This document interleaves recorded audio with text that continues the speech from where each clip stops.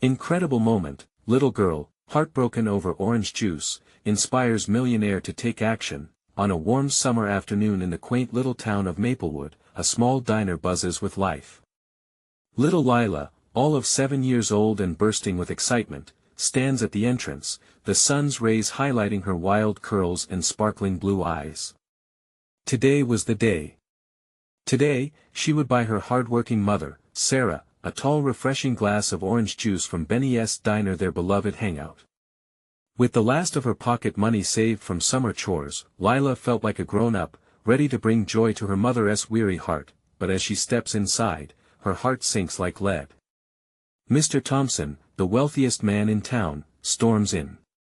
Tension crackles in the air like electricity.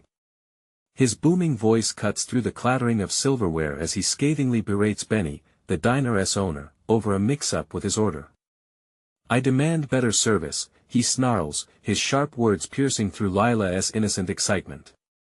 Lila watches as Benny's smile falters under the weight of disdain, his shoulders drooping as he stares at the floor. The laughter and chatter around the diner fade away, replaced by a heavy silence that wraps around Lila like a thick blanket.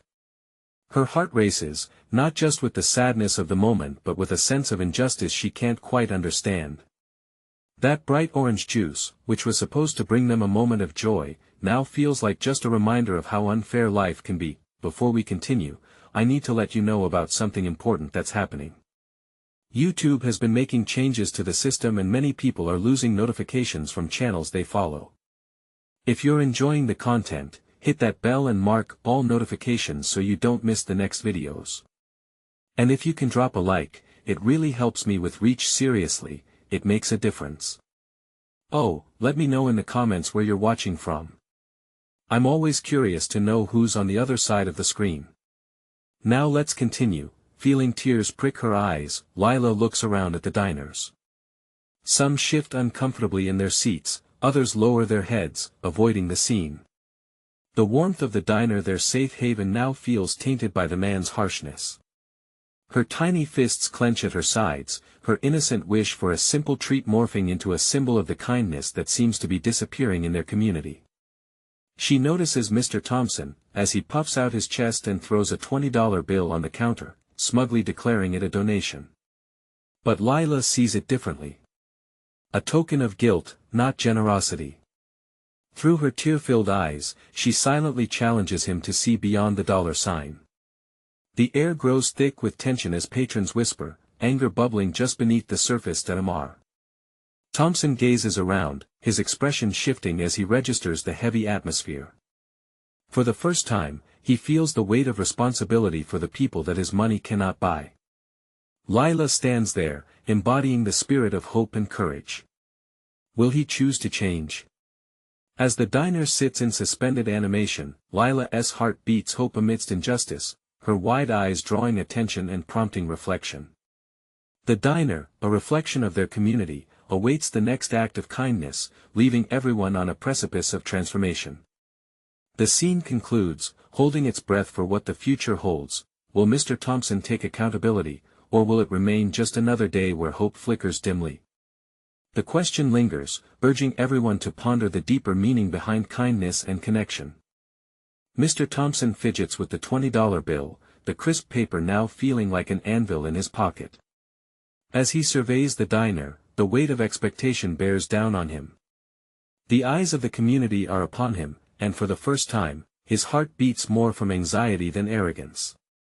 Lila stands frozen, her doe-like gaze piercing through the tension of the scene. The commotion around her seems muted, as if the world had shrunk to just her and the man who was supposed to be a leader, not a tyrant. Benny's shoulders tremble slightly as he steadies himself behind the counter. The lines on his forehead deepen as he processes Mr. Thompson's harshness. A reluctant sigh escapes Benny's lips. He tries to regain some dignity, setting his jaw firmly. He wipes his hands on his apron, a small act of resolution in the face of a giant. He faces Mr. Thompson with a brave smile, forced but sincere. "I'm sorry about the mix-up, sir. We're all human here, let us work it out together."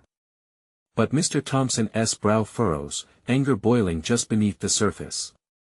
Lila can't help but step forward, her tiny voice breaking through the tense silence. "Mister, it was just a mistake. Everyone makes them." The diner gasps collectively, as if holding their breath in shock. The millionaire looks down at her, momentarily speechless. His narrowed eyes soften a smidgen at the sight of the little girl standing there, a bright beacon of innocence and hope amidst his growing frustration. The patrons watch, jaws slightly agape, as this unexpected voice of reason pierces through the thick atmosphere. "Little girl, this is adult business," he snaps, but his voice lacks its earlier bite. With her heart hammering, Lila takes a deep breath, her courage swelling. "But it affects everyone. Just because you have money doesn't mean you can treat people badly. Everyone deserves to be treated kindly." Her words float through the diner like a gentle breeze, ripping away at the layers of animosity that plagued the moment. The tension crackles, eyes darting to Mr. Thompson, who suddenly finds himself at a crossroads. The faces around him, filled with curiosity and resentment, close in like a slow tide. He can feel their gaze. His power feels less imposing now. "It's not about the money," he mumbles under his breath, but the vulnerability in his tone doesn't escape Lila. "Then what is it about?" she prods gently, the innocence of her question striking a chord within him. For a second, he looks like a statue in a plaza, caught off guard. The glaring sun reflects against the diner glass, illuminating the stark contrast between his wealth and the warmth of community that surrounds him. He clears his throat, grappling with the hidden truth he would rather deny. All those years of gathering riches and accolades had left him isolated, a king of solitude sitting on a throne of dollars. Yet, here was a child shining light where shadows had crept in. Suddenly, the clink of silverware and whispers of the crowd transform from background noise into a steady rhythm, pushing him toward a choice. He could let go of pride, reach for something deeper, something true. As Mr. Thompson takes a hesitant step forward, Lila's eyes widen, anticipation lighting her features. The room fills with a collective gasp. What might happen next? Will he surrender his arrogance for compassion, or will he retreat to his fortress of solitude? The diners lean in, their breath suspended in the air. Would the community's flickering hope ignite into a flame of change, or would this moment disappear like the summer sun? Lila's heart pounds in anticipation as she whispers, "Please choose kindness." And somewhere, deep in the recesses of Mr. Thompson's heart, the battle begins. What will he do next, when faced with a choice that could reshape his legacy or shatter it? The air brims with uncertainty, the diner poised on the edge of transformation. Mr. Thompson stands there, the heat of the diner clashing with the chill of his inner turmoil. He feels utterly exposed, stripped bare in front of everyone who had once looked up to him. It's not just their gazes, it's Lila's earnest plea that echoes in his ear, softly jabbing at the armor of pride he forged over the years. The $20 bill feels like a crumpled confession now, a symbol of everything he misvalued. In that moment, Mr. Thompson swallows hard. He opens his mouth, words tangling on the tip of his tongue. He wants to say something, but dread keeps him walled off, feeling trickles of doubt grip his heart. The thought of vulnerability is a foreign concept, a chink in his well-crafted facade. What if he truly chooses kindness? What if they laugh? But then he glances back at Lila. She stands there, wide-eyed and hopeful, her innocence untouched by the harsh realities he so often embraced. Her pink dress is slightly rumpled, but it only adds to her charm. At that moment, he realizes he's not the only one under scrutiny.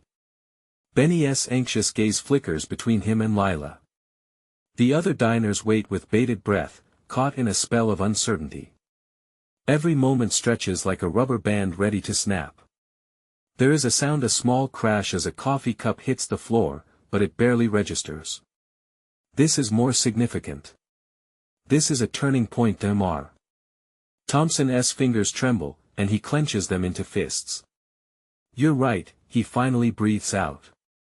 The words spill from his lips, surprising even him. I've been so wrapped up in my own world, too focused on ambition to see what truly matters." A murmur ripples through the diner. Eyes widen as they begin to process what he just admitted. Lila's face lights up, her lips parting into a hopeful smile. "What do you mean?" she asks, her voice trembling with curiosity. That he takes a deep breath, the warm air flooding his lungs like a rush of clarity. "I want to help.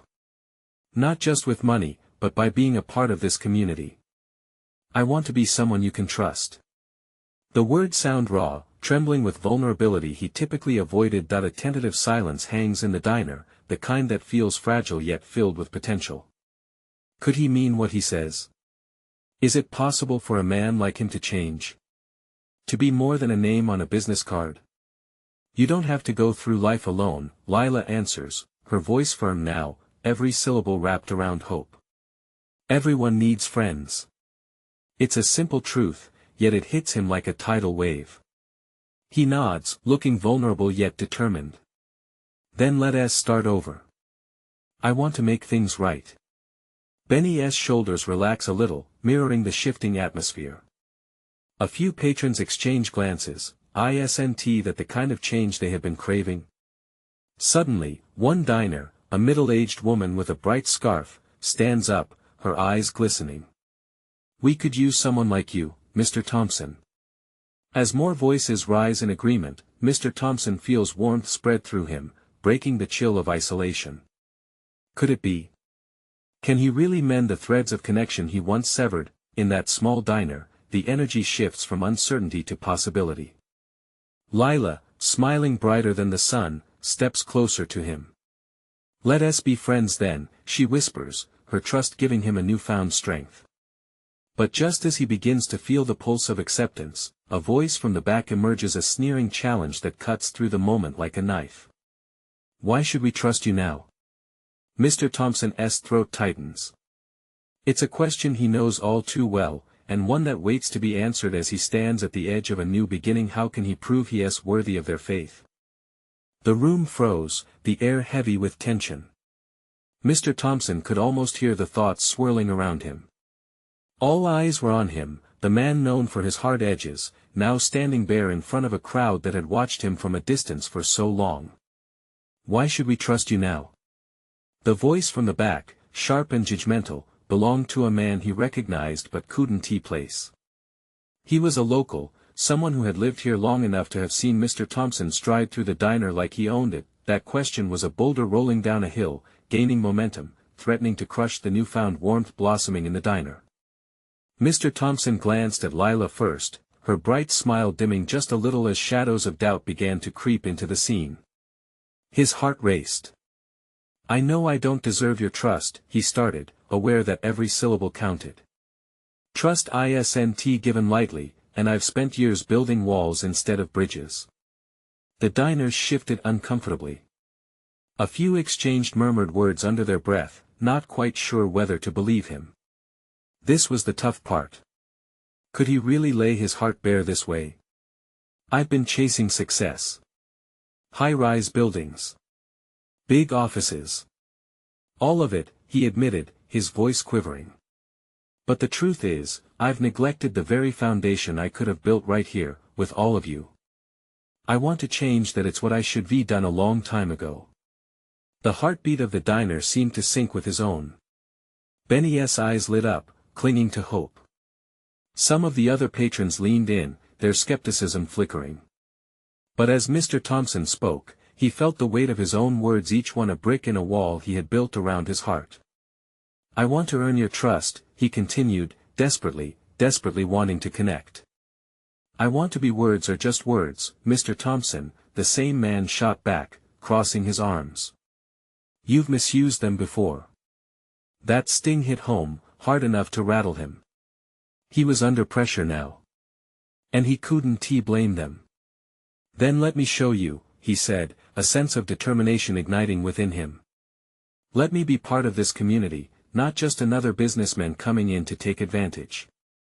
I want to volunteer at the school, help with the youth programs, organize events, whatever it takes." "I can't believe you're asking us to believe a leopard can change his spots," the man challenged again. "I can't expect you to believe it overnight," Mr. Thompson responded. "But I promise to show you every single day." He faced the crowd, his gaze sweeping over faces that seemed to shift from skepticism to intrigue. I want to be involved in this community, the kind of man who not only helps with donations but rolls up his sleeves and does the work himself. Just, give me a chance. Lila stepped forward, as if to bolster his words. We all make mistakes, she chimed in, her voice strong. But if you give him a chance, Mr. Thompson might surprise you. There was a stirring in the crowd, murmurs of contemplation. Mr. Thompson felt hope tugging at his heart again. Maybe this was the moment he could start proving himself the seed of something new just waiting to sprout. Just because I have money doesn't mean I understand what it's like to be part of something meaningful, he added, a note of desperation in his voice. I need your guidance. Your trust means everything to me. Can you let me in, even a little? The tension shifted, the diners began to exchange glances, whispers running through the room like electricity. He could practically see them weighing his words, the possibility of change hovering in the air like a promise. But then, a frail woman in the corner raised her hand, and with it came another question that felt too close to the heart. What if we give you a chance and you fail us again? The diner fell silent, holding its breath. Mr. Thompson stared into the crowd, aware that time was slipping away. How could he reassure them when he could barely reassure himself? It was a moment laden with uncertainty, yet bursting with potential. How could he convince them now, when it felt like everything was on the line? Behind him, Lila squeezed her small hands together, her warm-hearted gaze fixed on him, urging him to find the right words, but just as he struggled to find a reply, someone else stepped into the fray, a familiar face, one he hadn't expected to see again at a time like this. Mr. Thompson turned, his breath catching in his throat. It was Mia, the little girl from the diner, her tiny shoulders hunched as she moved slowly through the crowd. Her wide eyes shimmered with unshed tears, and his heart twisted. She clutched a plastic cup in her hand, the remnants of orange juice still visible at the bottom. Mr. Thompson, she said softly, her voice barely above a whisper, I believed you. A gasp rippled through the patrons. There was something about her innocence, so unvarnished, that made the emotional stakes feel sharp and real. It wasn't about him anymore, it was about her faith in him, a faith that had clearly shaken. But then, she added, but you didn't even care when I spilled my juice the other day. You just walked away. Her words hit him like a cold splash of water. He remembered the moment, the way he had brushed past a clumsy child because he was too preoccupied with his phone and business deals. His stomach knotted. This wasn't just an embarrassment for him, it severed deeper, revealing the root of his aloofness. Sometimes I think you care more about the things you build than the people you are building them for, she continued, her small voice steady even as her eyes spoke volumes of hurt. The crowd was silent, fixated on her. For the first time, Mr. Thompson felt the full weight of responsibility for what he had ignored all this time. The warmth he sought to create by being part of this community seemed flimsy now, tarnished by the truth of his past actions. I understand that you're trying to change, she finally said, her voice stronger. But change starts small, right? You are big, but if you want to be better, you need to start with us right here, right now. Those words floated in the air, and Mr. Thompson felt them unfurl with the weight of a moment that could shift everything for him. Could he genuinely commit to being better? Could he really make a difference? He knelt down, meeting her gaze, allowing the sharpness of his regrets to reflect in his eyes. You're right, Mia, he said, his voice a gentle rumble. I didn't care when you spilled your juice. But I care now. I want to make this right. You're showing me the way. I promise I'll do better. Mia blinked at him, her expression shifting from skepticism to cautious hope. The tension in the room shifted too, as if her innocence had pierced a shield of doubt that surrounded the adults. What if you let me help? She asked, her little face lighting up. I can help you with the kids. We can start a cleanup day or a lemonade stand. I can even make extra cookies. Laughter erupted from a few of the diners, and the corners of Mr. Thompson's mouth turned upwards instinctively. Her enthusiasm was infectious, spreading warmth to the stern faces that had been so guarded moments before. Mr. Thompson straightened, energized. That sounds incredible, Mia. A cleanup day it is, and I'd love your help. Might take more than lemonade and cookies next time to win everyone over, but I'm all in. Cheers of encouragement broke out, the ice starting to thaw. Eyes glistened with curiosity and laughter entwined with renewed hope. The familiar face in the crowd belonged to a woman who had always been supportive. Mrs. Jenkins, the school principal, stepped forward, her own expression softening. If Mr. Thompson is committed to this, then perhaps we could see a change in how we grow together. Others began to nod. The tone had shifted, there was a thread of solidarity weaving through them, a chance for transformation. Mia smiled brightly, her spirit unbreakable. See? I told you. What did I say? You just need to start slow. And just like that, Mr. Thompson felt the spark igniting in him, a flicker of what was once buried, rising up like ashes after a long, lonely winter. He could see the path opening before him, each step forward poised to build a bridge, but as he turned back to the crowd, ready to embrace this new chapter, the door swung open once more. In walked a figure he hadn't encountered in years, someone whose presence made his heart race with an unexpected mix of dread and hope. Could this be the moment everything found its balance? Mr. Thompson barely had time to process the familiar face that had just entered the room. The air around him felt heavy as shadows resurfaced from a familiar past. It was Claire, his estranged sister. The years had seen a distance widen between them like a canyon, an unforgiving divide after their last falling out that he blinked, trying to reconcile the emotion flooding through him.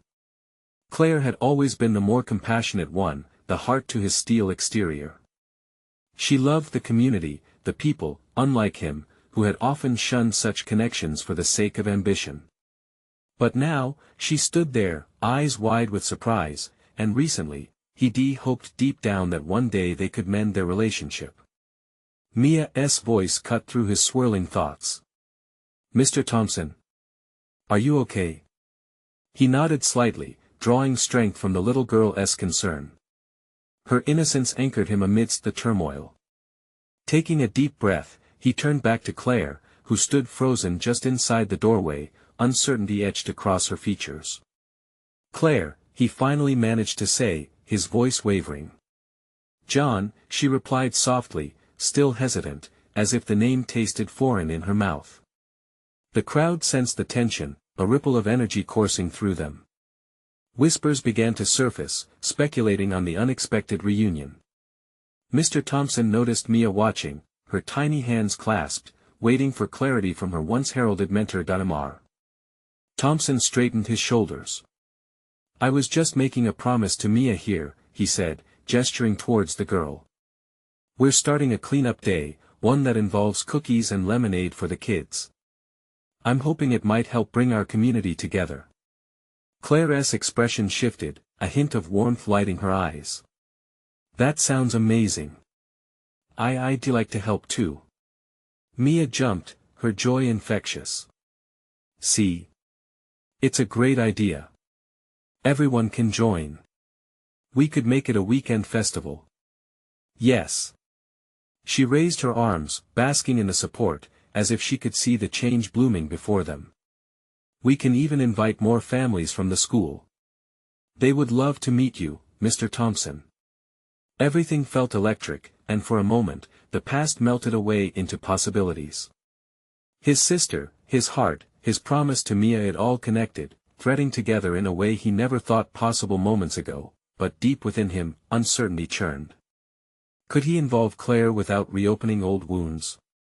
The pit in his stomach reminded him of the long-held resentment, the misunderstandings that had driven them apart. Before he could respond, a deeply familiar voice asked, "What about forgiveness, John?" The crowd split, creating a path for an elderly man, Mr. Bennett, who had been a mentor to both John and Claire. His bow tie slightly askew, the warmth in his gaze was matched only by the firm belief he had in the power of community. What do you mean, Mr. Bennett? Claire replied, her voice laden with emotion as shadows of their past began to unfurl. Forgiveness is a crucial step, my dear, Mr. Bennett replied, looking to both of them. Without it, none of this change can truly begin. Mr. Thompson felt the ground shift under his feet. What if Claire was right there, ready to forgive? What if forgiveness could indeed open up a new chapter, one that didn't just involve Mia, but perhaps the whole family starting again? As the murmurs of the crowd grew, he looked at Mia, who stood there poised and ready, illuminated by purpose. She had sparked this moment, the unknowing catalyst for change in his life. "Would you all really like to help?" he asked, lifting his voice. "Yes. A festival sounds perfect." Mia cheered again, her eyes gleaming. John glanced back at Claire. Could they start from scratch? Could they heal the fracture that had long divided their hearts? "What do you say, sis? Can we work together for this?" he asked, tentatively reaching out, hoping their shared love for their community could overshadow the years apart. A moment stretched out, drenched in anticipation. But just as the air was thick with chants and healing, a loud crash echoed from outside, and a scream split the air. What had just happened? The crash sent a shockwave through the crowd, and Mr. Thompson's heart raced. It felt like time slowed, the seconds dragging painfully as he turned toward the commotion outside. Then, the scream, fractured and terrified, cut through the anxious whispers and gasps of the audience. "Everyone, stay back!" Mr. Bennett yelled, an edge of authority in his voice. The crowd shifted uneasily, some pushing forward to see what had happened, while others instinctively pulled back, sensing the fear in the air. John's instincts kicked in. He stepped toward the door, fear tangling with urgency. "Mia, stay close," he called, glancing back to ensure she didn't get lost in the crowd. Claire moved too, her protective side surfacing. "John. We need to make sure everyone's okay." Together, they squeezed through the throngs of onlookers, their hearts pounding in sync. The sun hung high overhead, but growing shadows whispered secrets of trouble brewing just beyond the doors. Outside, the scene was chaotic. Children stood in clusters, their faces pale and wide-eyed, while parents shielded their little ones. A toppled food cart lay strewn across the pavement, its contents a cascade of cookies, cups, and lemonade scattered like fallen dreams. At the center of the chaos stood a boy, no older than Mia, crying over spilled orange juice. The vibrant liquid pooled at his feet, stark against the cracked concrete, its brightness overshadowed only by his distress. The sight tugged at Mr. Thompson's heart, a perfectly innocent child brought low by a simple mistake. "Buddy, it's okay," John said, bending to the boy's level. "It was just an accident, you're going to be all right." Tears streamed down the boy's cheeks. "But it was meant for everyone," he sobbed, pointing helplessly at the puddle of juice. "I wanted to make them smile." The weight of those words sank in. Mr. Thompson glanced at Claire, and her eyes mirrored his understanding. This event was not just a mishap, it was a reminder of what they were trying to achieve with the festival. Reassurance took root in John. "You know what? We can fix this. We can make more juice. And cookies. Right, Claire?" He turned to her, hope glimmering in the depths of his chest. "Yes. We can all pitch in." "I'll help you, buddy," Claire said, kneeling next to the boy, her voice soft like a warm blanket. Mia joined them, her tiny form a beacon of brightness. "We'll make the best lemonade ever. And we can clean up this mess together," she exclaimed, her spirit infectious. The boy's sobs quieted as he looked up, uncertainty creeping into his expression but softening with the glimmers of hope. "You really think so?" "Absolutely," John confirmed firmly, determination settling in his bones. "Everyone here, every kid, every family will pitch in, and we will make this a festival no one will forget." Claire stood taller, her smile radiant. "Let's show him how a community comes together. Let's create smiles." The crowd, sensing the shift in energy, began to murmur in agreement. It was as if their collective acceptance of the boy's disappointment sparked a fire of connection among them. As people started moving, plans began to form, laughter replacing fear. Flour, sugar, and flourishes of creativity began to meld in the air. It felt like a revival not just for the festival, but for John and Claire too. Yet even as the anticipation grew, John felt another weight, a realization that this moment was more than just a festival. What if building up that little boy meant building bridges between him and Claire too? And right as they began to find their rhythm, a new sound began to overpower the chatter, the sharp wail of sirens slicing through the air, drawing everyone's attention. John's heart sank. What was happening now? What new twist awaited them? John! Claire's voice broke through the tumult, but he couldn't take his eyes off the road, wondering who or what was about to arrive. The blaring sirens grew louder, cutting through the laughter and chatter like a knife. Faces turned, eyes wide with uncertainty. The atmosphere shifted, joy turning into an undercurrent of anxiety. John felt his stomach twist. What was coming? Before he could react, a sleek black SUV pulled up, the sound of its engine dying down with a sudden thud. A well-dressed woman stepped out, her expression unreadable. She scanned the scene, her gaze landing on the boy still weeping over the orange juice. John's heartbeat quickened. There was something about her demeanor that spoke of authority, but also of empathy. Maggie! She called, and a girl of about 10, with curly hair and bright eyes, leaped out from the back seat. The girl rushed toward the commotion, glancing at her mother before fixing her gaze on the boy, her small brows knit in concern. Mama, what happened? Maggie's voice trembled slightly as she took in the fallen cart and the tears.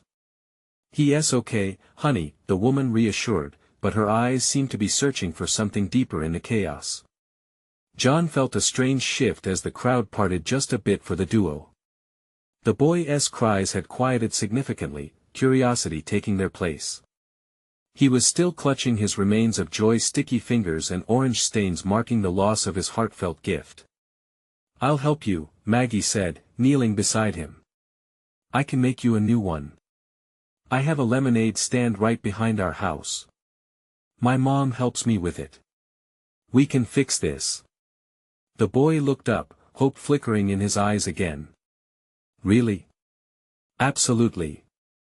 Maggie said, nodding vigorously. John felt a weight lift slightly from his chest. It was as if Maggie's kindness wrapped around the boy like a safety net. Claire exchanged glances with John, a silent understanding blossoming between them in that shared moment. Let us do this together, Claire encouraged, joining them. We will make the best lemonade ever. The woman remained a few paces back, observing this small act of compassion unfolding. John noted the sparkle in her eyes, perhaps sparked by her daughter's willingness to help. No one should feel like their efforts have gone unnoticed, she finally said softly, stepping closer. I believe this festival is about more than just fun. It's about connection, about community. Her voice was filled with warmth, and the crowd began to settle back into a comfortable rhythm of cooperation. Flour, eggs, and other supplies began to circulate among them, laughter whirling back into the air like the bright ribbons strung overhead. Let us gather all of our resources.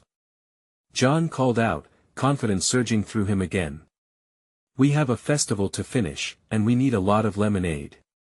As they all spread out, gathering ingredients and supplies, John couldn't help but feel the magic of connection reigniting all around them. Children laughed, parents encouraged one another, and even the boy's tears were slowly replaced by the gleam of shared purpose, but a flicker of unease nestled in John's mind like a small shadow. The woman's arrival had sown seeds of possibility, yet they also hinted at complications.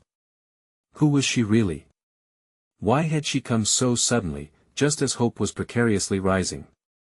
Before he could be lost in that swirl of questions, Maggie returned with a pitcher in hand. We're ready to make magic. The boy wiped his tears and smiled more brightly than he had all day. As the group set to work, John's heart warmed. There was unity here, something powerful, something that might bridge divides beyond this moment. Yet in the back of his thoughts lingered the question, was this just the start of something greater, or a fleeting moment of connection before the inevitable return of everyday challenges? And as the bubbles of laughter rose, the children poured their vibrant concoctions. The shrill sound of emergency vehicles still lingering in the distance suggested that this day held more unexpected twists yet to come. The sun hung low in the sky, casting a warm golden hue across the festival grounds. Laughter bubbled up again as John helped gather the ingredients, his heart swelling with the first signs of change. The smell of lemons, sugar, and hope filled the air, but a nagging thought still loomed in the background: what would happen when this newfound unity faded away? Are we going to make the best lemonade in the world? Maggie asked, her eyes bright with excitement. The boy nodded enthusiastically, his small fingers now steadying the pitcher, unashamed to let go of the past hurt. You bet we are. Lemonade's so good, everyone will forget about orange juice. Claire replied with a chuckle, ruffling his hair. Their laughter was infectious, traveling through the crowd as people began to chip in, bringing cups, containers, and even cooler boxes meant to chill their drink. As they worked, John's gaze drifted back to the well-dressed woman. She stood quietly, her expression softened now as she watched Maggie and the boy bond over their shared task. Each smile and giggle made her look more at ease, as if she had transitioned from an observer to a participant in the moment's magic.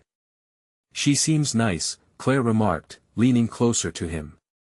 Think she's related to Maggie? Maybe, John replied, though he couldn't shake the feeling that there was more to her than met the eye. Or maybe she's just here to check on her daughter. As if reading his thoughts, the woman stepped forward, her eyes still sparkling with admiration. You all are incredible, she said, voice steady and warm. I didn't expect to find such kindness here today. It's refreshing. Thank you. Maggie called out, her cheeks flushed with joy. We're making lemonade, do you want to help? Oh, I'd love to. The woman replied, kneeling down to join the fun. They shared moments of laughter as they mixed the ingredients, and for a while, it felt like worries had melted away into nothing, much like the ice they were preparing to add. Time passed, and soon they were pouring the vibrant drink into cups, the zesty fragrance filling nostrils and hearts alike. Children eagerly lined up, their eyes alight with anticipation. Lemonade is ready. John announced, his voice booming with excitement, cutting through the delight of clinking cups and shared smiles. As each cup was filled, a cheer erupted from the crowd, a wave of familiarity washing over. At that moment, the woman leaned in closer to John. This isn't just lemonade, is it? It's a moment, a reminder of what we can create together. John felt warmth spread through him, partly from her words and partly from the exhilaration that surged around the festival. People he barely knew were coming together to build something beautiful from chaos, like the lemon juice mingling with sugar and water to create something refreshing. Just as he began to lose himself in the joy of the moment, the woman's face shifted slightly. I didn't just come here for the festival. I have a proposal for you all. Her voice lowered as curiosity whirled around, the crowd hanging on her every word. John's pulse quickened. What kind of proposal? He asked, a mix of eagerness and trepidation dancing in his chest. With a glance at the boy and Maggie, she took a deep breath, ready to unveil something that could change everything for them all. What if I told you I could help amplify this spirit of connection? I want to invest in this community, but John's heart raced. Was this the answer to the question that had been gnawing at him? Could this moment of kindness transform into something that would last beyond this festival? And just as that thought settled, a loud crash echoed through the festival grounds, interrupting her words and sending a ripple of anxiety through the crowd. John's gaze darted to the source, a distant flash of red and blue lights cutting through the festive calm. Without warning, he felt the weight of uncertainty hang heavily in the air once again. What new challenge lay ahead? The crash sent a shudder through the crowd, a jolt of fear weaving itself into the fabric of celebration. John's heart raced again as sirens resounded ominously. The festive moment teetered on the brink, uncertainty hanging like a storm cloud threatening to burst. Everyone, keep calm. Let us see what's happening. He called out, his voice cutting through the murmurs. He felt Claire's hand on his arm, anchoring him. She stood tall beside him, reflecting resilience in her eyes. Maggie and the boy, still clutching their cups of lemonade, exchanged frightened glances. What happened? The boy whispered, his earlier joy fading as uncertainty took root. We'll figure this out together, Claire said, her voice steady, soothing the anxious atmosphere. The woman who had proposed to invest in the community stood by, her concerned gaze sweeping over the anxious faces. Suddenly, their laughter felt fragile, hovering on the razor's edge of reality. Just as people began to turn towards the sound, a figure emerged from the haze. Officer Daniels, the town's friendly police officer, stepped into view. His presence brought a sense of authority, a wave of relief washing over the crowd. There's been a minor accident just beyond the festival area.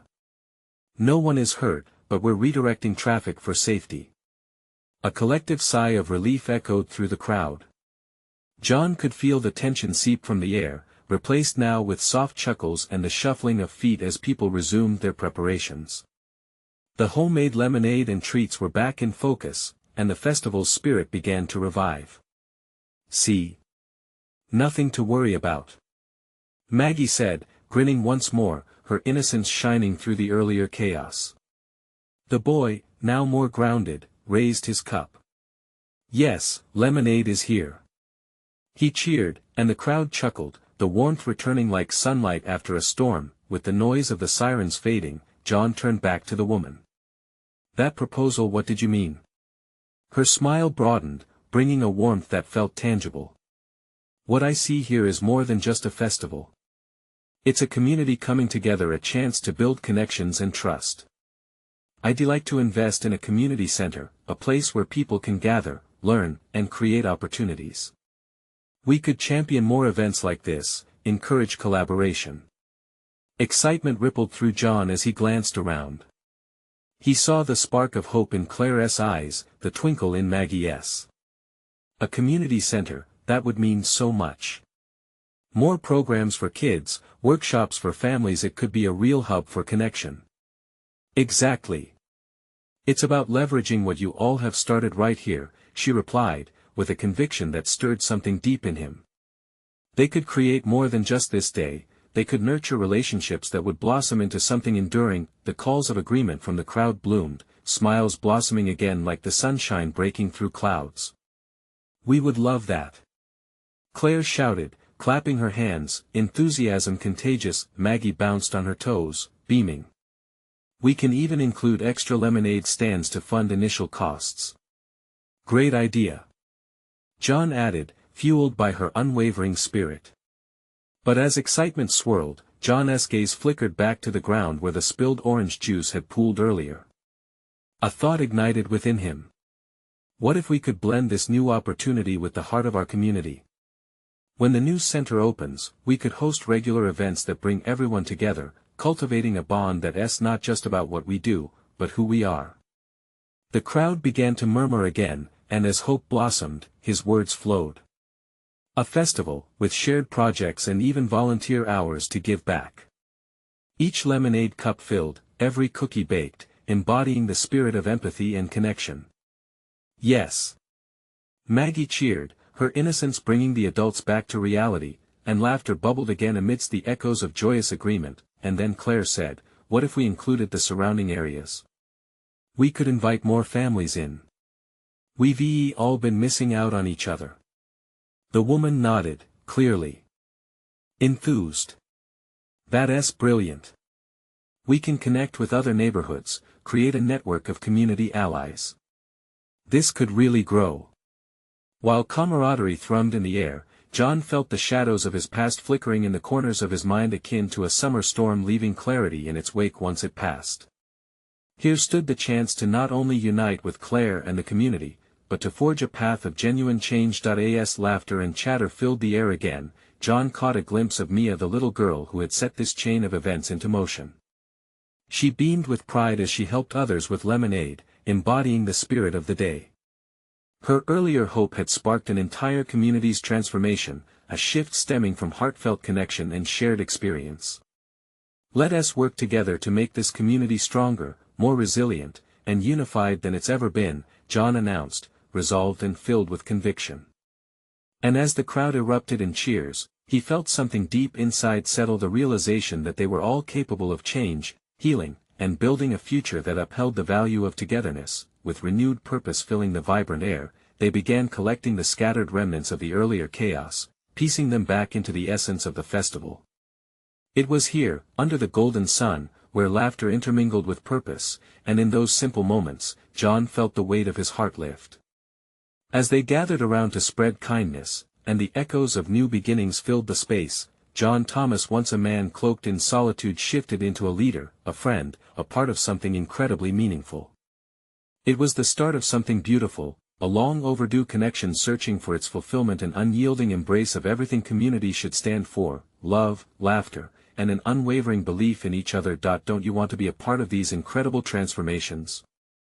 You need to subscribe now to the channel so you don't miss exclusive stories just like this. This is the moment to show your support. Please, leave a like now to feed the algorithm and help these heartwarming tales reach even more people. And hey, comment your reactions and feelings about the ending. It really means a lot to me. Share instantly this video with at least 5 friends who need to see this transformation. Don't wait not even one more second to share. Only true fans understand the importance of supporting the channel through these actions.